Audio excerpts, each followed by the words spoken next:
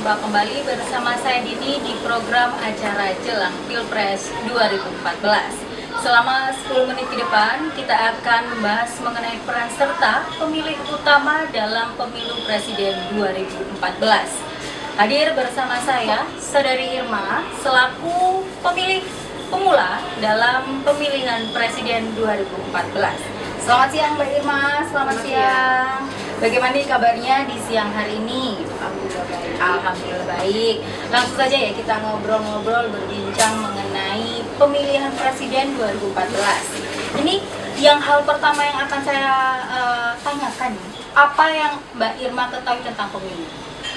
Pemilu untuk saya yang pemula, kita memilih suatu calon pemimpin untuk entah daerah, kota, atau ya sekarang ini Indonesia kan, jadi pemilihan presiden legislatif. Baru pertama kali merasakan yang namanya menentukan gitu ya. Iya. Baik.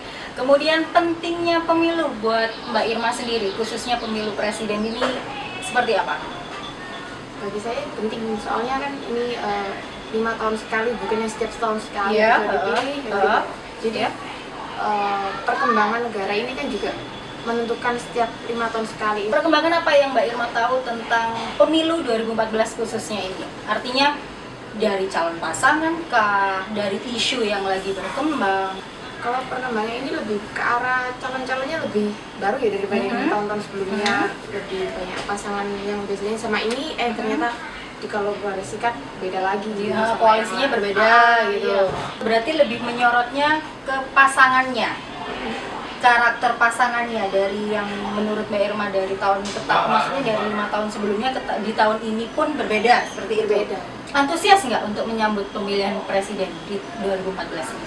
Antusias, soalnya kan calonnya beda tuh sama yang tahun-tahun sebelumnya. Jadi lebih ke arah ingin menentukan yang terbaik lah buat. Seantusias apa sih Mbak Irma dalam menyambut pemilu 2014? Artinya misalkan mungkin, aku akan mempersiapkan secara mental, secara baju mungkin nanti kalau datang di TPS gitu. Oh enggak, sampai segitunya, yang lebih ke arah harus bisa cermat dalam menentukan pemimpin yang terbaik buat negara ini, kayak gitu aja. Terus jadi plus minusnya calon yang pertama ataupun calon yang kedua harus juga diketahui.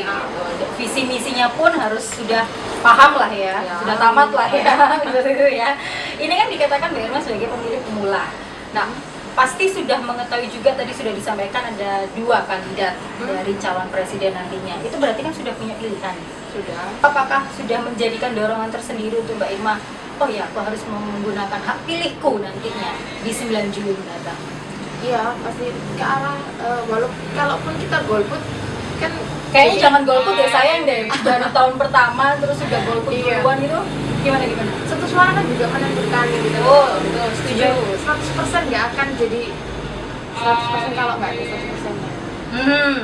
Berarti Jadi harus milih. harus Walaupun ya. suara cuma 1, tapi Cuma kan kalau 1. didukung sama banyak jadi banyak loh. Oke.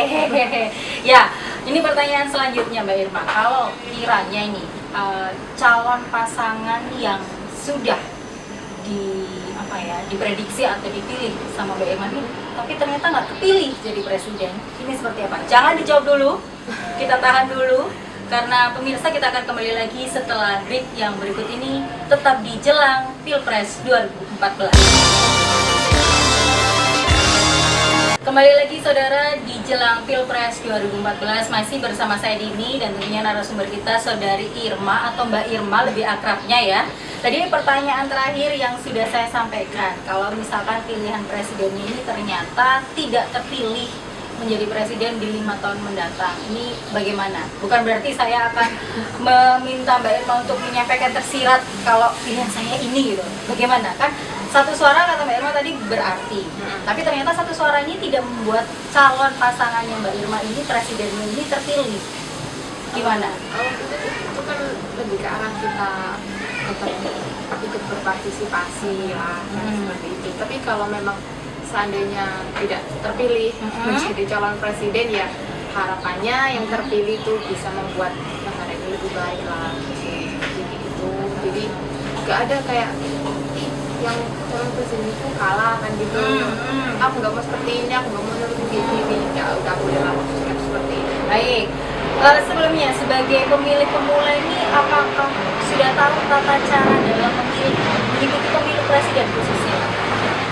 Kalau untuk tata cara pemilihan sih yang lebih ke arah formal umum aja. Kalau untuk yang Contohnya? khusus Contohnya? datang ke TPS, tapi yang sebelumnya udah dapat surat undangan seperti itu. Dan kartu pemilih ya? Ya. Terus kita datang ke TPS, kita antri dulu kan, Ya. terus kita milih, terus masukin ke bilik suara tuh, masuk ke kotak suara juga, itu kan yang kecil pakai tinta yang biasanya. Oke, tunjukkan jarimu lah ya, gitu ya. Sekarang lagi selfie. Oke, nanti berarti bakal selfie juga nih kayaknya habis nyoblos ada tinta ungunya langsung selfie. Ini gini, sebagai pemilih pemula, tidak dipungkiri Mbak Irma ini mempunyai bisa dibilang kelompok pemuda juga ya, Iya. sebagai sesama pemilih pemula. Ini saling mempengaruhi nggak? Artinya, ngapain sih kamu milih? Terus nggak usah, orang nggak ngaruh juga ke kita, atau baiknya milih aja walaupun cuma satu suara gitu. Ada nggak? Maksudnya kebiasaan atau peristiwa yang terjadi di dalam kelompoknya pemilih pemula, kelompoknya sendiri Mbak Irma Jadi seperti sih sering ada sih kalau untuk yang seumuran yang baru-baru bermula ini. Jadi ketika kita anak muda belum tentu didengar sama yang lebih aktif, lebih tua atau lebih aktif gitu ya. Terus jadi buat apa sih kita milih?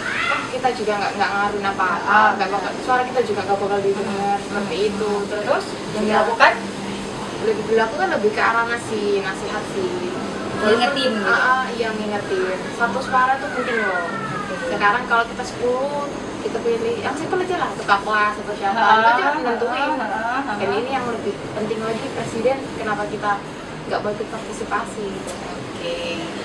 Pernah mendapatkan sosialisasi sebelum nantinya akan memilih nggak Mbak Irma? Artinya dari KPU daerah atau mungkin dari kelurahan atau RT RW setempat lah ya. Artinya khusus pemilih pemula ini, ayo sosialisasi dulu agar tidak salah, agar suaranya tersalurkan dengan baik. Pernah nggak? Kalau untuk itu dari tempat tinggal sendiri sih belum ada ya sejauh ini. Tapi kalau dari sekolah waktu tahun lalu sudah ada sosialisasi. Sudah ada ya? Yang waktu pemilihan Legislatif yang kemarin nih ya. sekarang ini masih belum ada. Nah, Dini tertarik nih, biasanya nih yang Dini tahu sebagai pemilih pemula ini rada-rada susah-susah gampang kalau untuk disuruh milih, apalagi nuangin satu suaranya gitu. Biasanya kan ada yang namanya iming-iming tersendiri.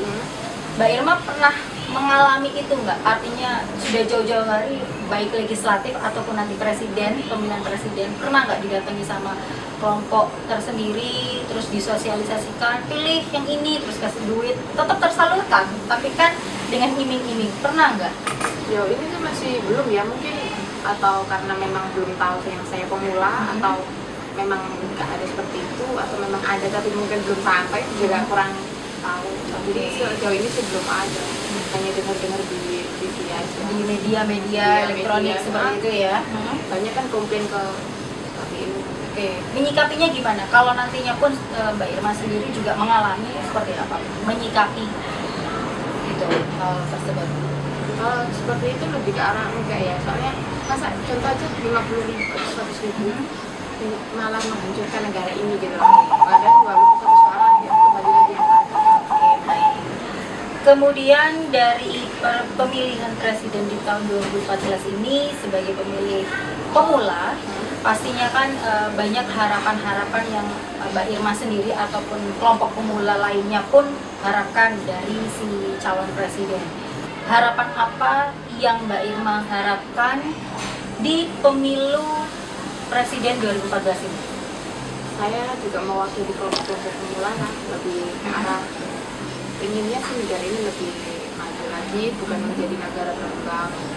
Maksudnya bukan negara berkembang, harusnya pengennya negara ini berkembang dong harusnya. Negara berkembang sama negara maju kan lebih ke arah inginnya negara maju dong. Oke, Dan berarti sekarang Indonesia juga harusnya sudah negara berkembang. Oke, berarti harapannya dari pemilu ini pengennya Indonesia sebagai negara maju. Untuk harapannya ke calon presidennya, siapapun nanti yang bakal terpilih, harapannya seperti apa? Lebih kayak SDM-nya lebih ditingkatin, terus lebih bisa SDM yang seperti apa? Artinya apakah harus ada apa namanya, memberikan lowongan pekerjaan yang massal, pembukaan lowongan yang massal, jadi SDM-nya juga. Jadi open recruitment buat ya kayak yang baru lulusan seperti itu, jadi kan nggak terlalu banyak pengangguran juga di Indonesia seperti itu. Terus pekerja-pekerjanya juga jangan seperti mempekerjakan orang asing gitu. Jadi lebih mengembangkan SDM yang ada di Indonesia aja. Dan Mbak Irma, sudah panjang lebar yang kita perbincangkan tentang peran serta pemilih pemula ini. Jadi pengen meminta Mbak Irma untuk mengajak nih sesama pemilih pemula agar ikut andil, ikut serta dalam pemilihan presiden 2014. Silakan sampaikan ajakannya.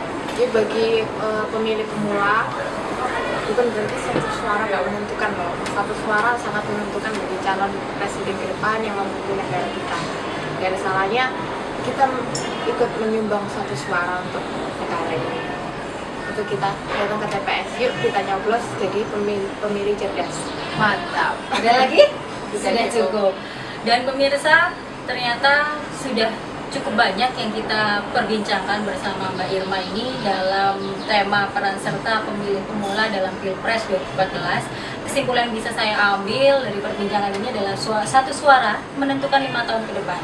Jadilah pemilih yang cerdas untuk Indonesia 5 tahun ke depan. Akhir kata, Dini pamit. Dalam program Jelang Pilpres 2014, kita berjumpa kembali di 5 tahun mendatang di pemilihan presiden 2019.